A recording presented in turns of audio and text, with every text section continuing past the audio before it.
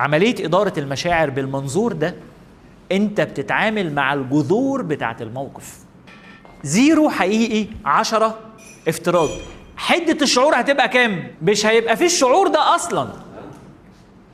فمع إدارة المشاعر أنت في مواقف لو رجع بيك الوقت الشعور ده ما كانش هيحصل، ده أنت هتبقى في حتة تانية خالص، أنت هيبقى رد فعلك مختلف تماما. عشان كده الناس اللي يبقوا عندها ثبات انفعالي مش بيجي صدفة، اللي عندها مرونة نفسية مش جاية بالحب، هي جاية لأنه هم عدوا على ده كتير، فبقى عندهم من المتانة والمرونة النفسية انه لما يعدي انا سفنجة همص هرجع تاني، مش هبقى انا الصلابة اللي هو ايه، انا لما في حاجة صعبة انا بتزق كلي على بعضي، انا بقع كلي.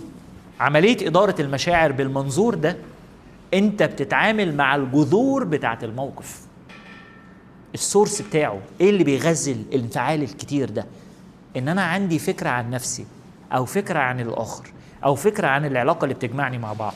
حلو جدا، ما تيجي نجمع كل الافكار دي، جمعناها، طب ما تيجي نصنفها بقى، هو ايه منها حقيقي وايه منها افتراضي، صنفناها، طب ما تيجي نتعامل مع الحقيقي بس بقى.